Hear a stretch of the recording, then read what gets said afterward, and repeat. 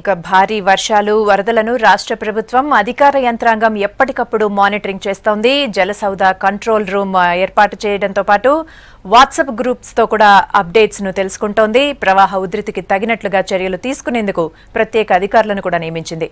రాష్ట్ర వ్యాప్తంగా వరద బాధిత ప్రాంతాల్లో ముమ్మరంగా సహాయక చర్యలు చేస్తోంది.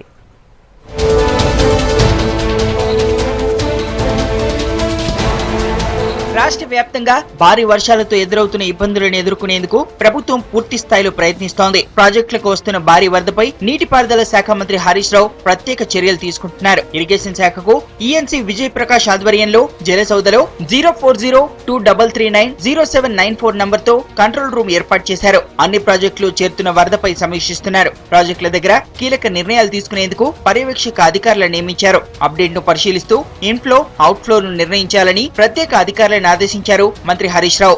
జలసౌధలో ఉన్న ఇరిగేషన్ ఉన్నతాధికారులు ప్రాజెక్టుల సమాచారాన్ని ఎప్పటికప్పుడు తెప్పించుకుంటున్నారు. రాష్ట్ర వ్యాప్తంగా చెరువుల పరిస్థితిని పర్యవేక్షిస్తున్నారు. కరీంనగర్ జిల్లా మానాల దగ్గర గండిపడిన ఎస్ఆర్ఎస్పీ కాలువను పరిశీలించారు మంత్రి హరీష్ రావు. 4-5 రోజుల్లో గండి పూడ్చి రైతులకు సాగునీరు అందిస్తామన్నారు.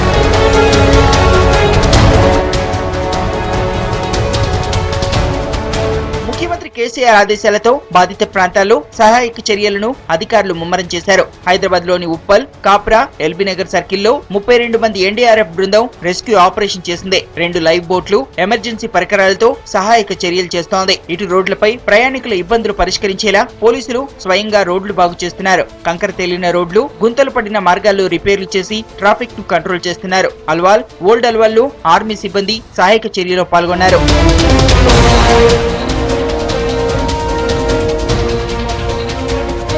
కరీంనగర్ జిల్లాలో వర్షాలు సహాయక చర్యలను కలెక్టర్ నీతు కుమారి సమీక్షిస్తున్నారు. కలెక్టరేట్ లో 087822444300 నంబర్ తో కంట్రోల్ రూమ్ ఏర్పాటు చేశారు. వరంగల్ జిల్లాలో బాధితులను ప్రభుత్వ సిబ్బందితో పాటు సింగరేణి రెస్క్యూ టీం శిబిరాలకు తరలించారు. మయూరినగర్ లో స్వచ్ఛంద సంస్థలు ఆహార ప్యాకెట్లు, నీళ్లు పంపిణీ చేశాయి. పోలీసులు, అధికారులు బాధిత ప్రాంతాల్లోనే ఉన్నారు.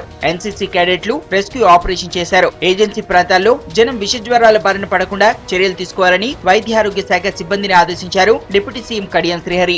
27వ తారీఖు వరకు కూడా మరి రాష్ట్రంలో వర్షాలు కురిసే అవకాశాలు ఉన్నాయని వాతావరణ శాఖ హెచ్చరిస్తున్న నేపథ్యంలో మనందరం కూడా అప్రమత్తంగా ఉండాలి. ఎక్కడ కూడా ప్రాణ నష్టము, ఆస్తి నష్టము జరగకుండా జాగ్రత్తలు తీసుకోవాలి. వివిధ శాఖలకు సంబంధించిన అధికారులందరూ కూడా క్షేత్రస్థాయిలో ఉండి ప్రజలతో సంబంధాలు పెట్టుకుని ఎప్పుడు ఏ ఉపద్రవం వచ్చినా దాన్ని ఎదుర్కొనే విధంగా ఉండాలి అని చెప్పడం జరిగింది. మెదక్ జిల్లాలోని ముప్పు ప్రాంతాల్లో మంత్రి హరీష్ రావు పర్యటించారు. సిద్దిపేట ఆర్డీఓ కార్యాలయంలో హెల్ప్ లైన్ ఏర్పాటు చేశారు. ఆదిలాబాద్ జిల్లా కలెక్టరేట్ లో టోల్ ఫ్రీ నంబర్ తో పరిస్థితులు పర్యవేక్షిస్తున్నారు. నిర్మల్లో పర్యటించిన మంత్రి ఐక్యరెడ్డి వరద బాధితులను శిబిరాలకు తరలించాలని ఆదేశించారు. పోలీస్ సిబ్బంది సహాయక చర్యలో పాల్గొన్నారు. నిజామాబాద్ జిల్లాలోని నిజాం సాగర్ ప్రాజెక్టు ను వ్యవసాయ మంత్రి పోచారం పరిశీలించారు. అధికారులు అప్రమత్తంగా ఉండాలని ఆదేశించారు. మహబూబ్ నగర్ జిల్లాలో వరద నష్టంపై సమీక్షించారు మంత్రి జూపల్లి కృష్ణారావు. ఇల్లు కూలిపోయిన కుటుంబాలతో పాటు పంట నష్టపోయిన రైతులను ప్రభుత్వం ఆదుకుంటుందన్నారు మంత్రి. వర్షాలకు దెబ్బతిన్న రోడ్లు రిపేర్ చేయాలని R&B అధికారులను ఆదేశించారు. ఆరోగ్య శాఖ అధికారులతో మంత్రి లక్ష్మారెడ్డి రివ్యూ చేశారు. ఒక 42 ఇళ్లు పూర్తిగా డ్యామేజ్ అయినాయి.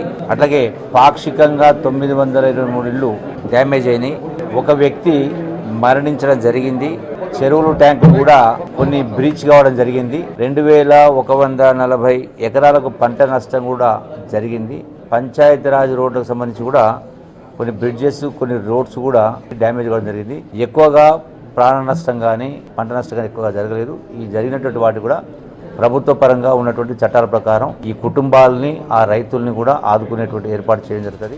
మరో 5 రోజుల పాటు భారీ వర్షాలు కురుస్తాయన్న వాతావరణ శాఖ హెచ్చరికలతో రాష్ట్ర వ్యాప్తంగా మంత్రులు, అధికారులు అలర్ట్ అయ్యారు.